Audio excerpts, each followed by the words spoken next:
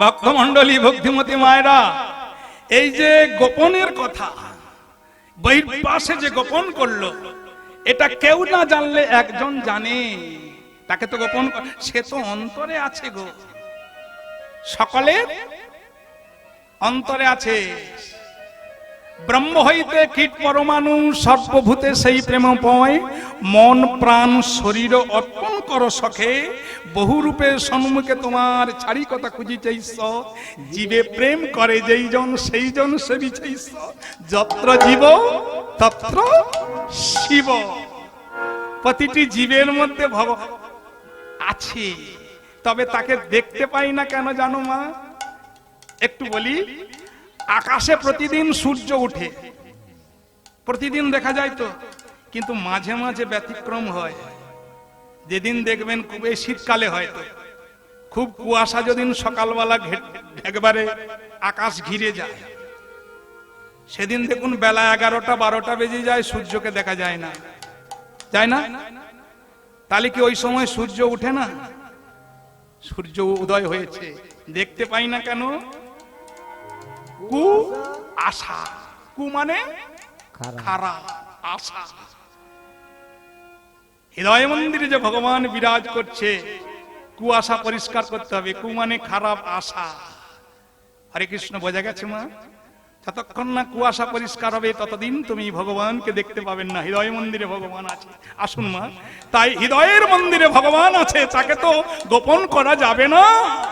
তাই অন্তর্যামী ভগবান চিন্তা করলেন, গৌরহরি চিন্তা করলেন, গোবিন্দ কেউ না জানলে কি হবে, আমি তো জানি তুমি এক খণ্ড বহির্বাসে গোপন করেছো, আর এক খণ্ড আমার জন্য তুমি সেবার জন্য নিয়ে আসছো। তবে গোবিন্দ, তুমি তো সন্ন্যাস, তোমার সঞ্চয় বাসনা এখনো গেল না, তবে এই যে গোপন করলে, এই গোপনের কথাটা তুমি কালকে কিন্তু তোমাকে কি এর শাস্তি পেতেই হবে। নিতাই গৌর হরি হরি। এইবারে আর একটু সময় বসুন মা। মধ্যাহ্নে প্রসাদ পর পরেই গোবিন্দ ঘোষ একটি চাল খেলে দিলেন। কি বলছে? আজকে আমার শরীরটা বড় অসুস্থ, আজ আমি এখানে অবস্থান করব, কালকে এখানে মধ্যাহ্নে প্রসাদ পর পরে, তারপরে আমরা আবার বৃন্দাবনে যাব। কারণ গোবিন্দ ঘোষকে ধরবার জন্য। বোঝা গেছে? গোবিন্দ ঘোষ যে গোপন করেছে ওটা ধরবার জন্য চাল খেলে দিলেন। তাই সকলে বললেন, মহাপ্রভুর যখন অসুস্থ শরীর, তাহলে আজকে আমরা আর বৃন্দাবন যাত্রা করব না, এখানেই হবে প্রভু, তোমার ইচ্ছা ইচ্ছা। তাই এখানে থেকে গেলেন সবাই। পরের দিন মহাপ্রভু মধ্যাহ্নে প্রসাদ পাওয়ার পরেই হাত পেতে চাইছে, গোবিন্দ আমায় মুখশুদ্ধি দাও। আজকে কি আবার নগরে নগরে ভিক্ষা করতে যাবে? কি গো মা, আজ যাওয়ার দরকার নেই, সে তো কাছে আছে। যেই হাত পেতে চেয়েছে, অমনি বহির্বাসের গোপনের সেই এক খণ্ড হরিতকি বের করে গৌর হরির হাতে দিয়েছে। যেই দিয়েছে, গৌর হরি চিৎকার করে বলছে, গোবিন্দ গোবিন্দ গোবিন্দ, কালকে তোমায় হরিতকি মুখসিদ্ধি চাইতে তুমি অনেক দেরি করে আমায় দিয়েছিলে। প্রভু, কালকে যে আমাকে ভিক্ষা করতে গিয়ে যেতে হয়েছিল, কিন্তু আজকে এত তাড়াতাড়ি তুমি কোথায় পেলে মাগো? তখন গৌরহরিকে বলছে, প্রভু তোমাকে বলবো বলবো বলে আমার বলতে মনে নেই। কি হয়েছে? কালকের যে আমি হরিতকিটি ভিক্ষা করেছিলাম, তার এক খণ্ড তোমায় দিয়েছি, আর এক খণ্ড আমি আজকের জন্য বহির্বাসে গোপন করে রেখেছি। এইবার মহাপ্রভু বলেছে, গোবিন্দ তুমি সন্ন্যাস, তুমি গেরুয়া বসন পড়েছো, তুমি বাবাজি হয়েছো, তুমি সন্ন্যাস ধর্ম গ্রহণ করেছো। তুমি কি জানো না, সন্ন্যাসের নাই সঞ্চয় বাসনা। ছি গোবিন্দ, এখন তোমার সংসার ধর্ম যায় না, এখন তোমার কামনা বাসনা যায় না, এখন তোমার সঞ্চয় করা বাসনা যায় না, আর তুমি সন্ন্যাস হয়েছ। ছি ছি গোবিন্দ, ছি। এইবার মহাপ্রভু গোবিন্দ ঘোষকে বলছে, অগয়িত ঈশত হা শিয়া প্রভু গোবিন্দে সুধালো। ইয়া প্রভু গোবিন্দে সুধাইলো। এবারে ঈশত হা শিয়া প্রভু গোবিন্দে সুধালো। ঋষাদে ইয়া প্রভু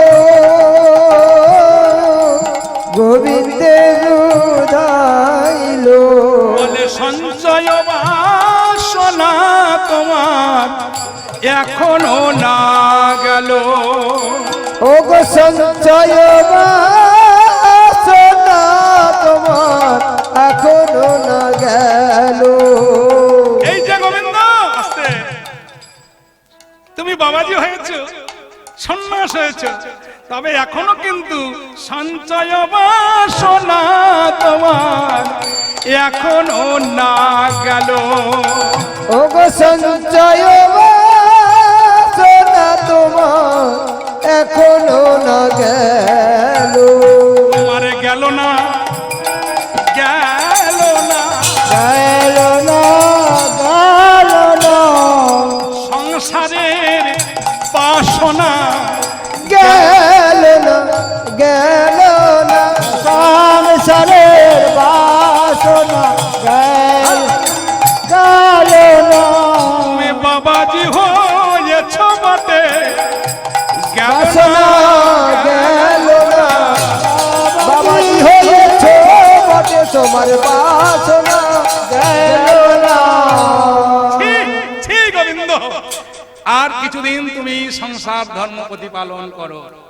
এখন তোমার সঞ্চয় বাসনা গেল না, তোমার এখন কামনা বাসনা আছে, তোমার এখন সংসার সংসার সংসার ধর্ম আছে।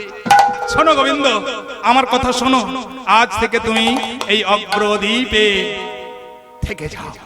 এই অগ্রদ্বীপে থেকে তুমি সংসার ধর্ম প্রতিপালন করো। এই অগ্রদ্বীপে থেকে তুমি সংসার ধর্ম প্রতিপালন করো। আমার কথা মন দিয়ে শোনো গোবিন্দ, সংসারে থেকে যে গোবিন্দকে পাওয়া যায়, সংসার ধর্ম যে সার ধর্ম, সংসারের সংবাদ দিয়ে সার বস্তু যে পাওয়া যায়, সেটা তোমাকে দেখে জগতের জীব শিখে নিবে।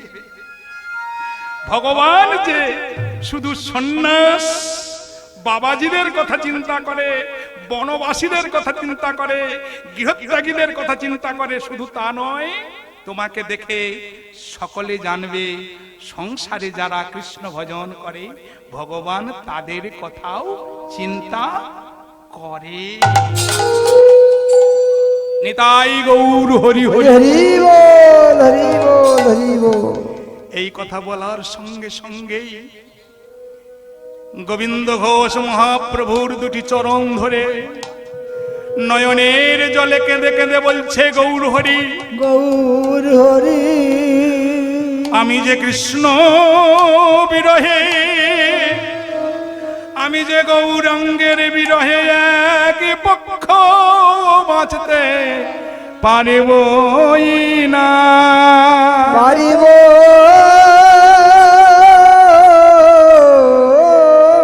না। গৌর হরি, না না গৌর হরি, তা হতে পারে না। আমি গৌর ছাড়া থাকতে পারবো না। আমি বৃন্দাবনে যেতে চাই, তুমি আমাকে অমন করে অগ্রদ্বীপে রেখে দিয়ে যেও না। গৌর হরি বললেন, গোবিন্দ দুঃখ করো না, আমার কথাটা শিরে ধার্য করো, আমার কথা শোনো, আমার কথা মন দিয়ে শোনো। আমি তোমায় কথা দিলাম, বৃন্দাবনে যেমন তোমার যা হলো না, আমি তোমায় কথা দিলাম বৃন্দাবন থেকে ফিরে এসে, হরে কৃষ্ণ মা, গৌর হরি বলে গেলেন, তোমার যেমন বৃন্দাবনে যাওয়া হলো না, আমি তোমায় কথা দিলাম বৃন্দাবন থেকে ফিরে এসে সারা জীবন তোমার কাছেই আমি থেকেই যাব। এই আশ্বাস সান্ত্বনা বাক্য দিয়ে গৌর হরি গোবিন্দ ঘোষকে অগ্রদ্বীপে রেখে গেলেন। আর গোবিন্দ ঘোষ বলছে, গৌর হরি তাহলে আমার কৃতকর্ম কি হবে? এই অগ্রদ্বীপে তুমি কুটির নির্মাণ করে কৃষ্ণ ভজন করো, গৌর ভজন করো, একদিন দেখবে কৃষ্ণ ভজন করতে করতে তোমার গৌরকে পাবে। এই বাক্য দিয়ে গেল, বলে গেল, ও গো ভাজ্যা সঙ্গে করো তুমি নামে সংকীর্তন, ভাজার চলে করো তুমি নামে সংকীর্তন, ও গো ভাজ্যা সঙ্গে করো তুমি, আহা নাম সংকীর্তন, ভাজার চলে করো তুমি নামে সংকীর্তন, ভাজার চলে করো তুমি নামে সংকীর্তন,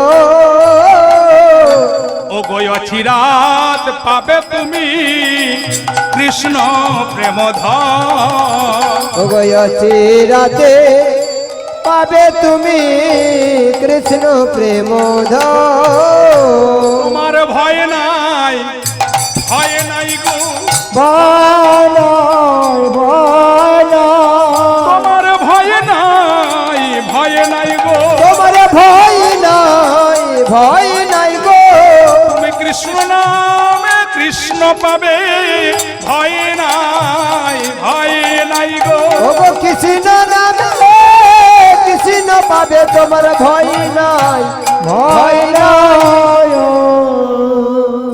এইভাবে মহাপ্রভু গোবিন্দ ঘোষকে অগ্রদ্বীপে রেখে দিয়ে দল বল নিয়ে, মানে ভক্তগণকে সঙ্গে নিয়ে কোথায় চললেন গো? অগ্রদ্বীপ ছেড়ে বৃন্দাবনের পথে পথে। কিন্তু কি বলে গেল মা যাওয়ার সময়? কি বলে গেল?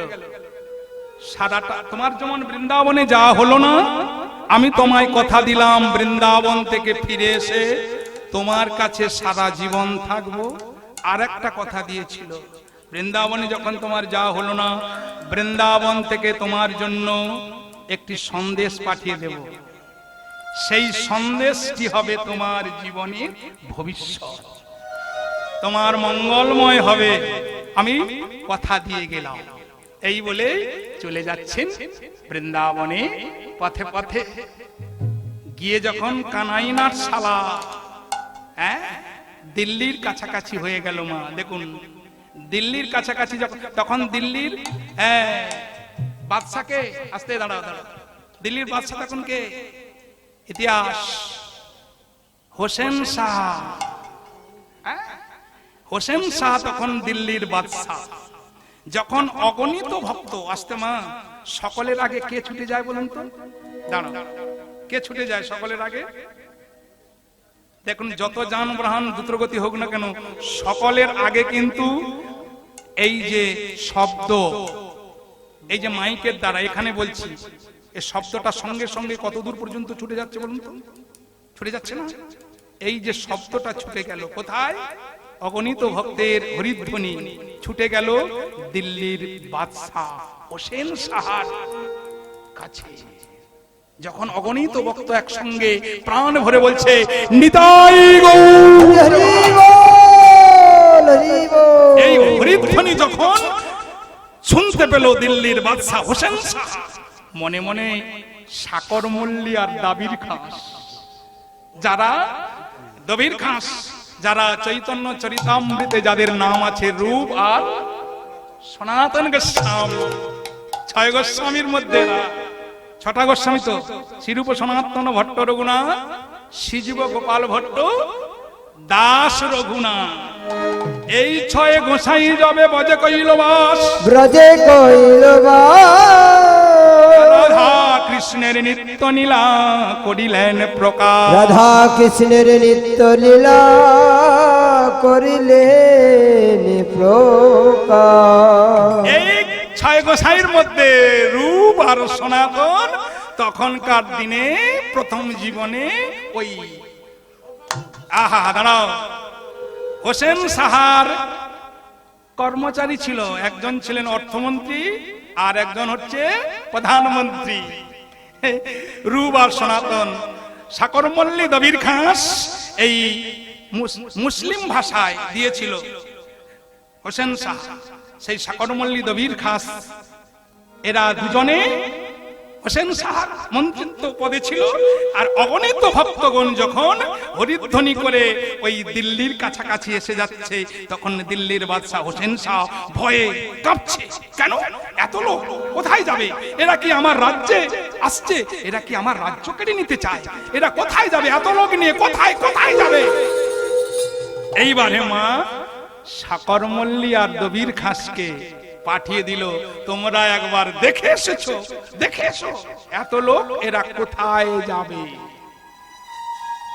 এত সময় হোসেন শাহ যাদের ভেবেছিল শত্রু, তারা কি শত্রু নাকি? তারা সবাই মিত্র। কি এইবারে সেখানে রূপ আর সনাতন গিয়ে মহাপ্রভুর এই দরবেশটাকে দেখে ইঙ্গিত করে বলছে, তুমি কোথায় যাবে এত লোক নিয়ে? মহাপ্রভু বলছেন, কোথায়? বৃন্দাবন। মাথা নেড়ে বলছে রূপ আর সনাতন, এত লোক নিয়ে বৃন্দাবনে যাওয়াটা ঠিক নয়, কারণ দুর্লভ দুর্গম সেই বৃন্দাবন একলা যাইবে কিংবা সঙ্গে মাত্র এক। এই যে এত লোক নিয়ে আমরা বৃন্দাবনে যাই, একটু বলি মা, আমাদের বৃন্দাবন দর্শন করতে যাই নাকি? বহু সন্ন্যাসে কিছুদিন আগে বৃন্দাবনে গিয়েছিলাম মা। আমাদের গাঁয়ের একটি দিদি ভাই মানে ঠাকুমা আমাদের গাড়িতে করে গিয়েছিল। ঠিক যখন আমরা 14 দিন পার হয়ে যখন 15 দিনের মাথায় হরিদ্বারে এলাম, হরিদ্বারে এসে ঠাকুমার তো মন মেজাজ একবারে ভালো নয়। কেন? আমাকে জিজ্ঞাসা করছে, ভাই আর কতদিন পরে? আমাদের 18 দিনের ট্যুর ছিল।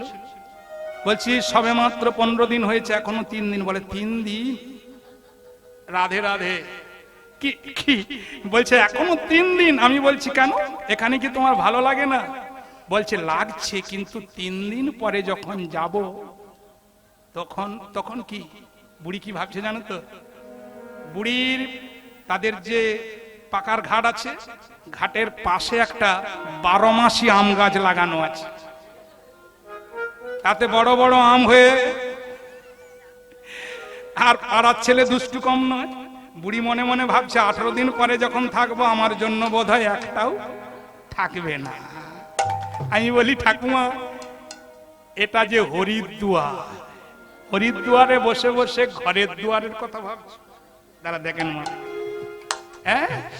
ও গো দুর্লভ দুর্গম সে নির্জন বৃন্দাবন, দুর্গম দুর্গম সে নির্জন সেই দুর্লভ দুর্গম সে নির্জন বৃন্দাবন, দুর্গম দুর্গম নির্জন বৃন্দাবন, একলা যাইবে কিংবা সঙ্গে একজন,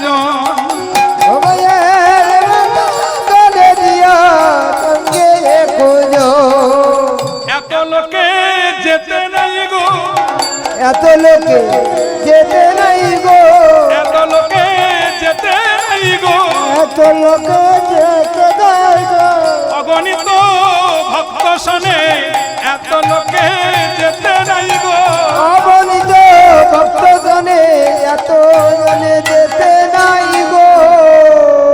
এইবারে রূপ আর সনাতন মাথা নেড়ে বলছে, দয়াময় এত লোক নিয়ে কোথায় যাবেন? দুর্লভ দুর্গম বৃন্দাবন, একলা যাইবে কিংবা সঙ্গে মাত্র একজন, হয় স্বামী স্ত্রী, না হলে আর একজন স্ত্রী গুরুদেব।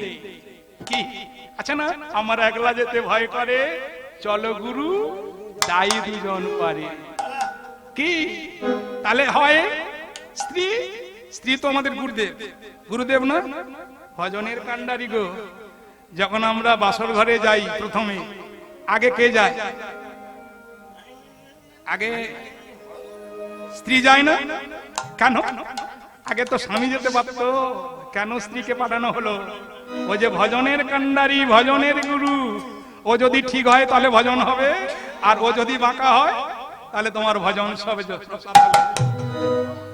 কি মা, আপনাদের এখানে গানে আসবো বেরিয়েছি, আর ভজনের কান্ডারি যদি আমার জামা কাপড় যদি জলে ডুবিয়ে দেয়, আমার আশা হবে? কৃষ্ণ ভজনের জন্য মা ওই যে ভজনের ভান্ডারী কেই আগে আশ্রয় করতে হবে। কি রাধে রাধে। তাই বলছে এত লোক নিয়ে বৃন্দাবনে যাওয়া হবে না, ফিরে যাও। এইবারে আসুন মা, ওইখান থেকে আর মহাপ্রভুর আরেকটু সময়, ওখান থেকে আর মহাপ্রভুর বৃন্দাবনে যাওয়ার হলো না। কিন্তু গৌরহরি কথা দিয়েছিল যে কাকে? গোবিন্দ ঘোষকে, বৃন্দাবনে যখন তোমার যাওয়া হলো না, তোমার জন্য আমি একটি সন্দেশ পাঠিয়ে দেব।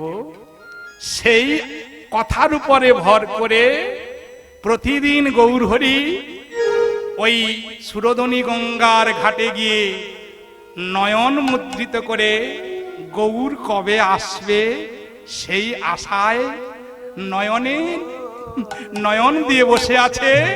আজ সুরধনী গঙ্গার ঘাটে গিয়ে নয়ন মুদ্রিত করে এক কোমর জলে নেমে গাইছে, গৌরহরি গৌরহরি আমি যে তোমার পথ চেয়ে বসে আছি গৌরহরি, কারণ আমি গৌর চরণ সার করেছি। গৌর গৌর লেগবো গান, আমি গৌর চরণ সারি করেছি। গৌর গৌর লিখবো গান, গৌর চরণ সার করেছি। গৌর গৌর লেগবো গান, আমি গৌর চরণ সারি করেছি। গৌর গৌর লিখবো গান, গৌর গৌর গৌর গৌর গৌর গৌর গৌর হে গৌর গৌর গৌর গৌর গৌর গৌর গৌর আমার কে ঘনায়, আমার কেহ না, আমি গৌর চরণ আমার কেহ না, আমার কেহ না, আমার কেহ না। আমি গৌর চরণ সার করেছি। গৌর গৌর লিখবো গান, গৌর চরণ সার করেছি। গৌর গৌর লিখবো গান। এই গৌর ভজন করতে করতে মা আমাদেরকে লক্ষ্য করুন, ডুব দিয়ে দিয়েছে। প্রথমবার শুনুন, যেই প্রথমবার ডুব দিয়ে উঠেছে, মহাপ্রভু কথা দিয়েছিল, গোবিন্দ বৃন্দাবনে যখন তোমার যা হলো না, তোমার জন্য একটা সন্দেশ পাঠিয়ে দেব। সে সন্দেশটা কি জানো মা? একটি কষ্টিক পাথর। দেখুন সেই পাথরটা জলে ভাসতে ভাসতে ভাসতে ভাসতে গোবিন্দ ঘোষের গায়ে গুঁতো মেরে দিয়েছে। সুরধনী গঙ্গায় ভেসে ভেসে এসে এ যখন ডুব দিয়ে উঠেছে নয়ন মুদ্রিত অবস্থায়, যেই গুঁতো মেরে দিয়েছে তখন গৌর ভজনে বাধা দিয়ে গেল। তো গৌর ভজনে বাধা হয়ে গেল। নয়ন মুদ্রিত অবস্থায় মনে মনে ভাবছে, এই সুরধ্বনি গঙ্গায় তুই দেখতে পাচ্ছিস না? কাকে বলছে? মনে মনে ভাবছে এটা পোড়া কাষ্ঠ। গঙ্গায় তো অনেক কি মরার কাঠ, সব দেহ পুরানো হয়, তো পোড়ার কাষ্ঠ এসে তুই আমায় ছুঁয়ে দিলি।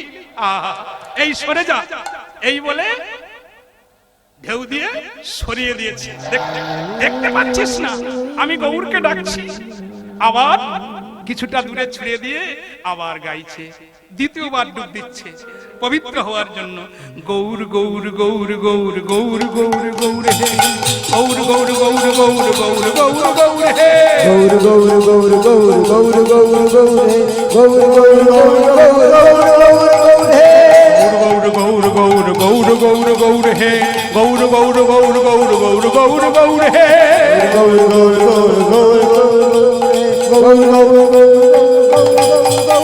গৌর হে।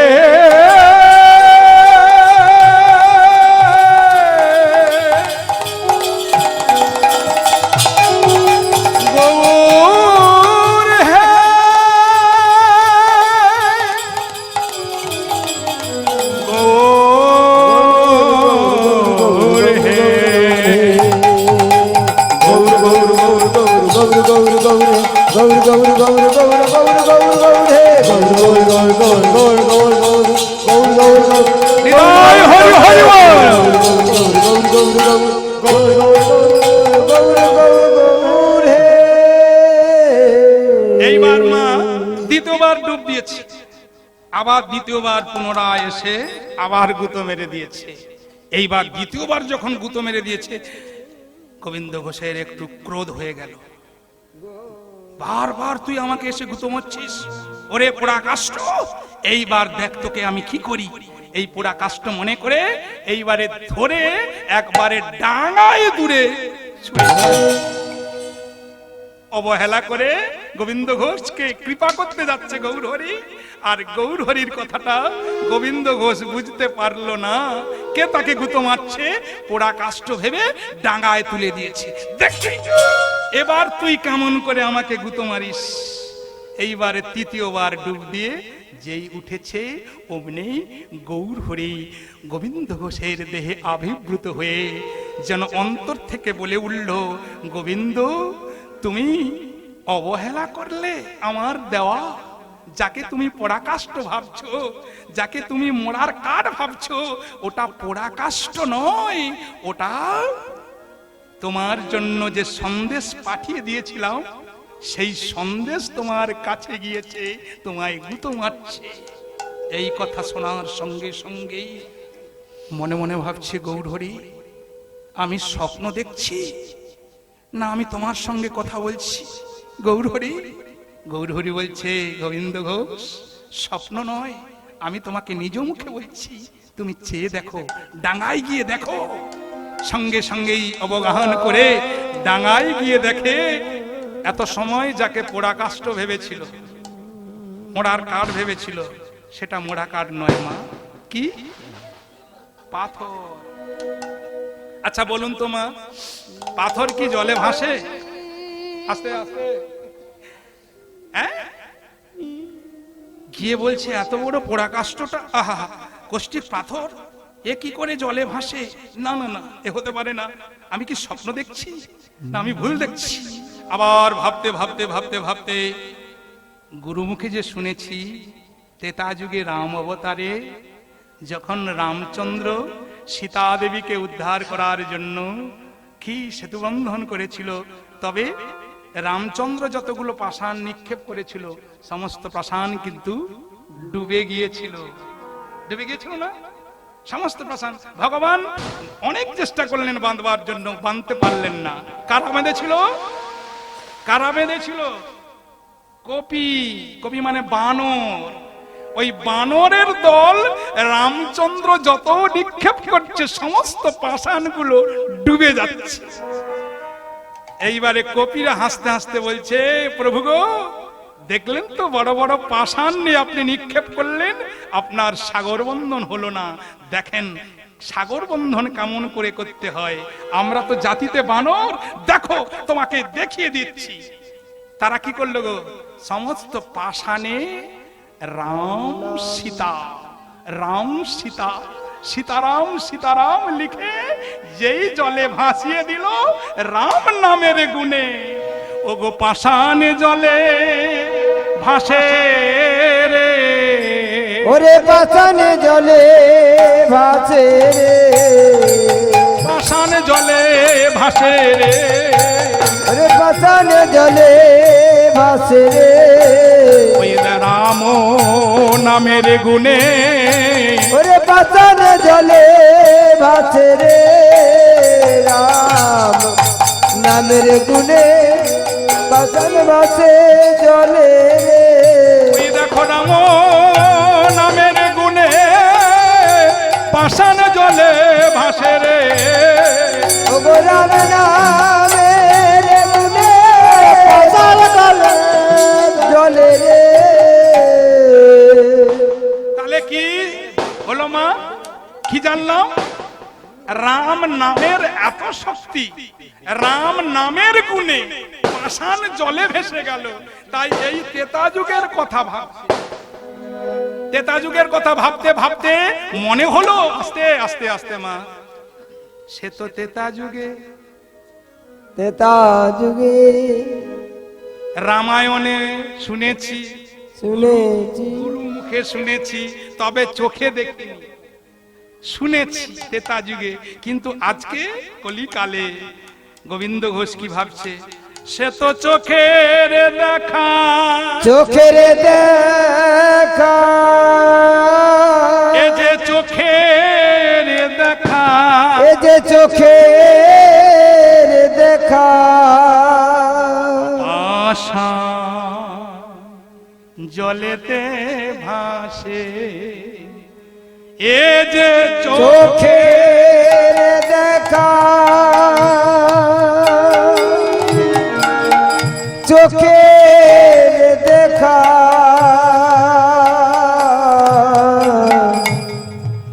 আষাঢ় জলে ভাসে, চোখের দেখা, চোখের দেখা, পাষাণ জলেতে ভাসে, এ যে চোখের দেখা, চোখের দেখা, পাষাণ জলেতে ভাসে। এ তো কানে শোনা, এ তো কানে শোনা, এ যে কানে শোনা, কানে শোনা, ত্রেতা যুগে পাষাণ জলেতে ভাসে, পাষাণ জলেতে ভাসে, এ যে কানে শোনা, কানে শোনা, ত্রেতা যুগে পাষাণ জলেতে ভাসে, জলেতে ভাসে। এ তো চোখের দেখা, চোখের দেখা, পাষাণ জলেতে ভাসে, এ তো চোখের দেখা, চোখের দেখা, পাষাণ জলেতে ভাসে, পাষাণ জলেতে ভাসে, পাষাণ জলেতে ভাসে।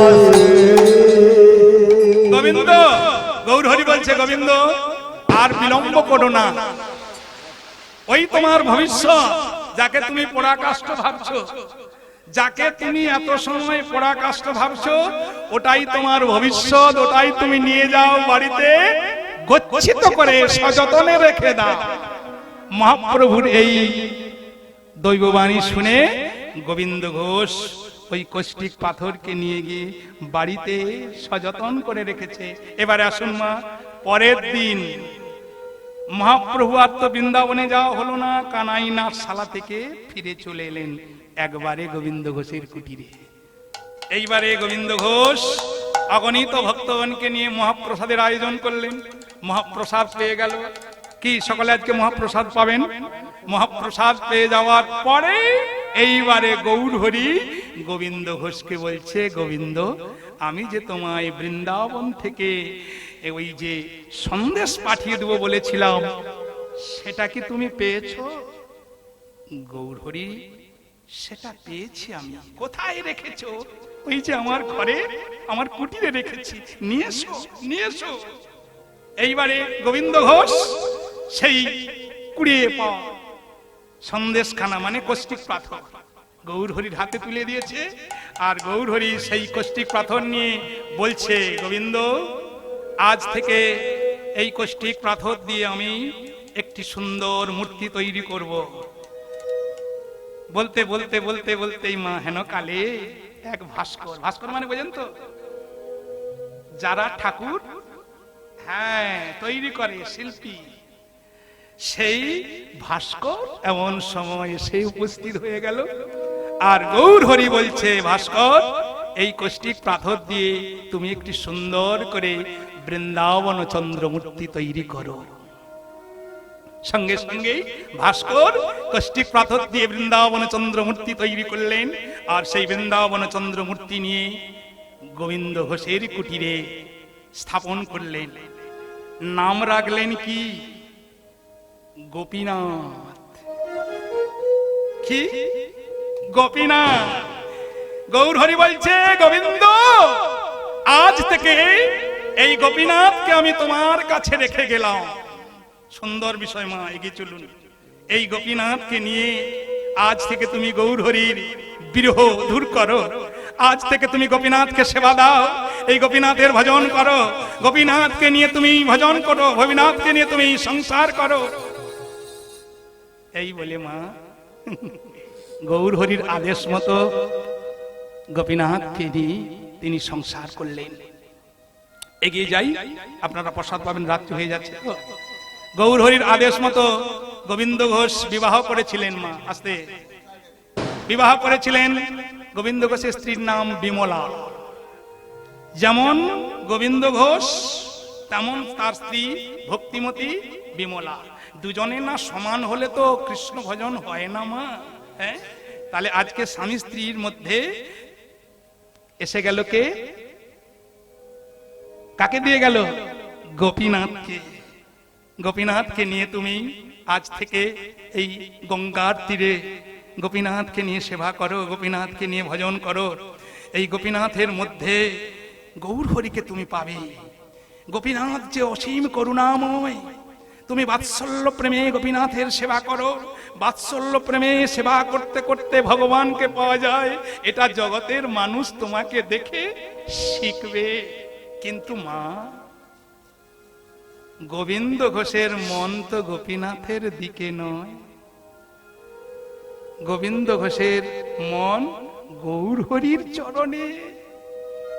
চুল লুটিয়ে পড়লেন গৌর হরির দুটি রাঙা চরণে, আছাড় খেয়ে পড়লেন গৌর হরি রাঙা। কাঁদতে কাঁদতে বলছে, গৌর হরি, তা কি করে হয়? আমি যে তোমার কাছে পথ চেয়ে বসে আছি, তুমি তো আমায় কথা দিয়েছ সারা জীবন আমার কুটিরে থাকবে। রইলাম তো, এই গোপীনাথের মধ্যে আমি রইলাম। এই গোপীনাথের মধ্যে তোমার গৌরকে পাবে, তোমার গৌরকে তুমি দেখতে পাবে। বাৎসল্য প্রেমে তুমি তোমার গৌরকে পাবে। আমি কথা দিয়ে গেলাম, আজ থেকে তুমি গোপীনাথের সেবা করো। দেখবেন গোপীনাথের মধ্যে গৌর হরি, আর গৌর হরির মধ্যে গোপীনাথ অভিন্ন নয়। নিতাই গৌর হরি বল, হরি বল মা। এইবারে গৌর হরি গোবিন্দ ঘোষকে গোপীনাথকে দিয়ে এইবারে চলে গেলেন বৃন্দাবন, নবদ্বীপে চলে গেলেন। তারপরে কি হলো আর একটু সময় দেখুন মা, তারপরে প্রসাদ পাবেন। এবারে কি হবে? স্বামী স্ত্রী দুজনে গোপীনাথের সেবা করে গো, সংসার করে গোপীনাথকে নিয়ে। সংসারটা কেমন ভাবে করে গৌর হরিকে ধরবার জন্য। কারণ গৌর হরি একটা কথা বারে বারে বলেছে, গোপীনাথের মধ্যে গৌর হরিকে পাবে, তাই তো? এই গৌর হরিকে ধরবার জন্য গোপীনাথের সেবা করে সংসার রূপ কাননে ধরবার জন্য। কেমন মা দেখবেন বেদ, বেদ কেমন করে পাখি ধরে বলুন তো, একটু বলি মা। দেখবেন গভীর বনে গিয়ে বেধেরা কিছুটা দূর থেকে একটা জাল পেতে দেয়, ফান পেতে দেয় না? ফানটা পেতে দিয়ে পাখিরা যে কোথায় আছে তার তো ঠিক নেই, কিন্তু বেদ কি করে পাখিদের এই চারের ভেতরে মানে জালের ভিতরে যাতে আসে তার জন্য ওই জালের ভিতরে সুগন্ধ খাওয়ার দিতে থাকে। এই সুগন্ধের চারে সুগন্ধের খাওয়ারের লোভে পাখিরা আকাশ থেকে উড়তে উড়তে কি গো ওই জালের মধ্যে এসে প্রবেশ করে, করে না? এই খাবার খেতে গিয়ে যখনই প্রবেশ করলো তখন দূর থেকে বেদ কি করে উপরের রজ্জুটা টেনে দেয়। যখন টেনে দিল তখন জালের মধ্যে পাখিগুলো ধরা পড়ে যায়। এই তো এইভাবে তো ধরে। ঠিক তেমনি বেধের মতো আমার গৌর হরিকে ধরবার জন্য সংসার রূপ কাননে স্বামী স্ত্রী দুজনে ওই গোপীনাথের সেবা করতে করতে ভক্তি প্রেমের রজ্জু দিয়ে গৌর হরিকে ধরবার জন্য চার দিলেন। কি চার? ভগবান কি খেতে ভালোবাসে গো? ভক্তের বদনে সুধা মাখা হরিনাম। কৃষ্ণকে সব কৃষ্ণকে সব সুধা মাখা হরিনাম, মধুর কৃষ্ণ নাম সুধা মাখা এই নাম। কৃষ্ণ কেশব কৃষ্ণ কেশব সুধা মাখা এই নাম, হরি নাম মধু মাখা এই নাম। কৃষ্ণ কেশব কৃষ্ণ কেশব সুধা মাখা এই নাম, মধুর কৃষ্ণ নাম সুধা মাখা এই নাম।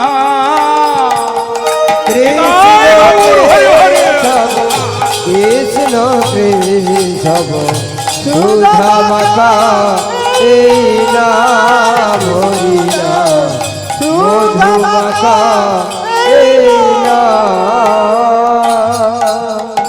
জপরে জপরে জপরে জপরে জপরে জপরে জপরে রোশনা। জপরে জপরে জপরে জপরে জপরে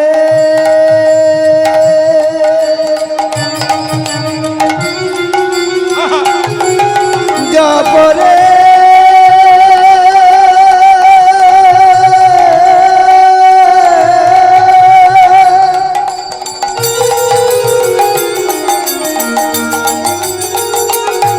জপরে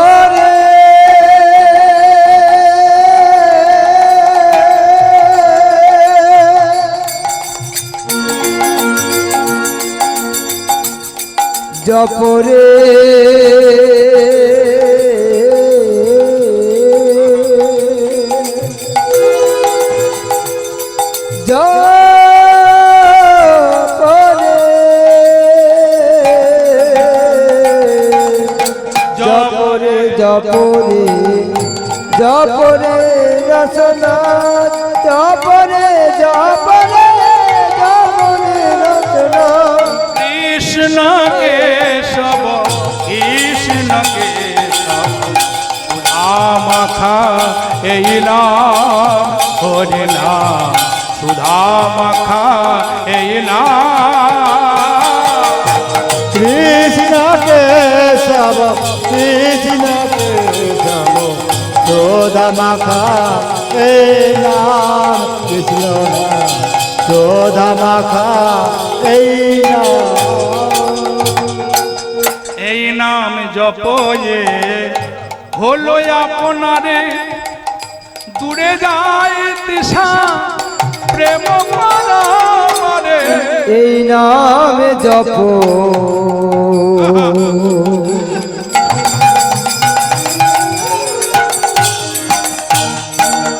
হলো আপনারে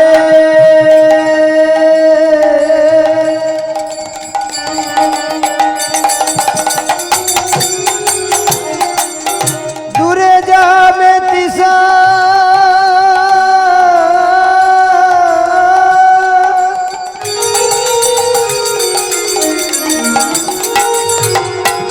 প্রেম পরাবরে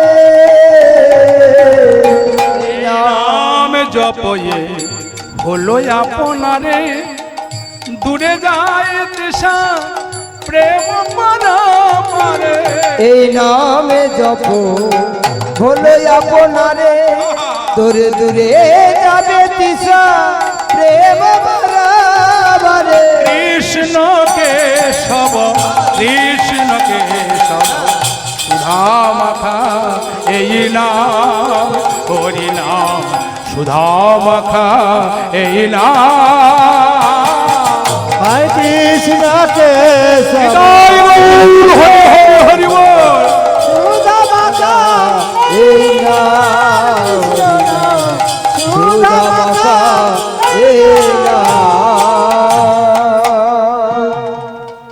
এইভাবে অগ্রদ্বীপে গোবিন্দ ঘোষ গোপীনাথের সেবা করতে করতে কখন সন্ধ্যা হয়ে যায় কখন সকাল হয়ে যায় সে বুঝতেই পারে না। স্বামী স্ত্রী দুজনের আনন্দের বাজার খুলে গেল গো।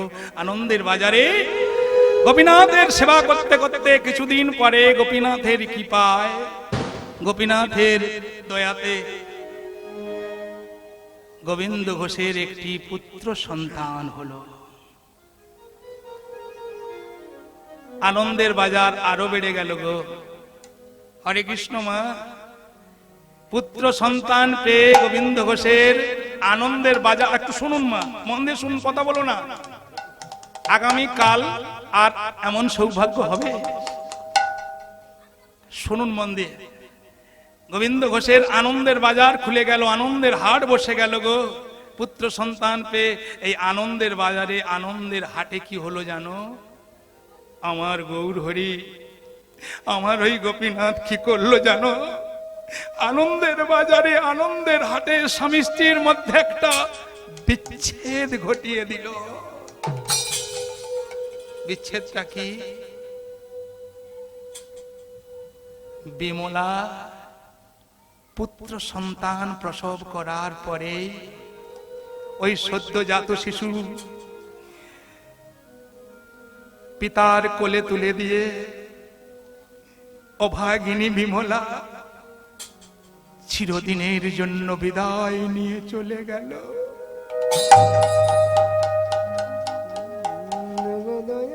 গোবিন্দ ঘোষের ঘাড়ে দুটো সেবার ভার পড়ে গেল গো। একদিকে সদ্যজাত শিশু সন্তান, আর একদিকে অচল বিগ্রহ গোপীনাথ। ও গো পুত্র ছাড়ি মাতা তা, ও গো পরলোকে গেল। পুত্র ছাড়ি মাতা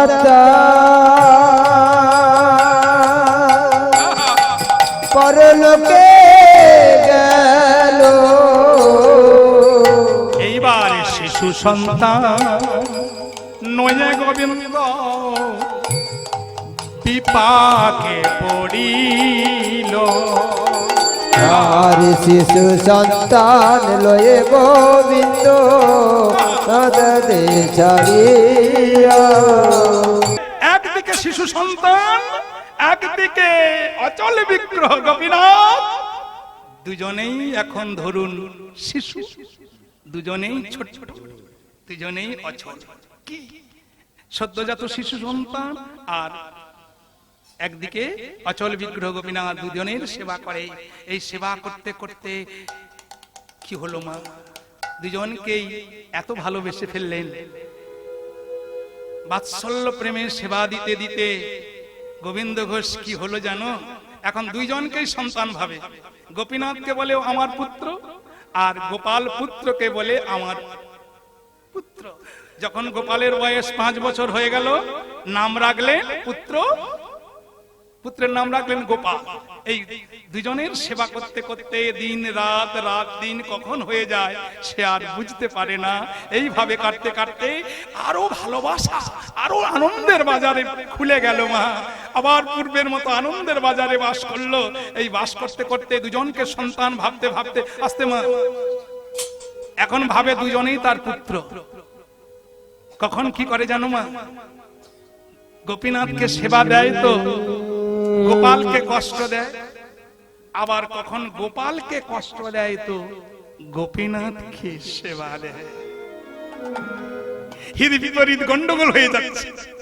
কখন গোপীনাথের বস্ত্র পুত্র গোপালকে গোপীনাথ বলে পরিয়ে দেয়, আবার কখন গোপালের বস্ত্র পুত্র গোপীনাথকে পুত্র ভেবে সাজিয়ে দেয়।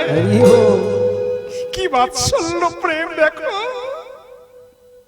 এইভাবে বাৎসল্য প্রেমে সেবা দিতে দিতে আনন্দের বাজারে ওই মন্দিরের গোপীনাথ কি করলো জানো মা, ওই গোপীনাথ কি করলো জানো, পুত্র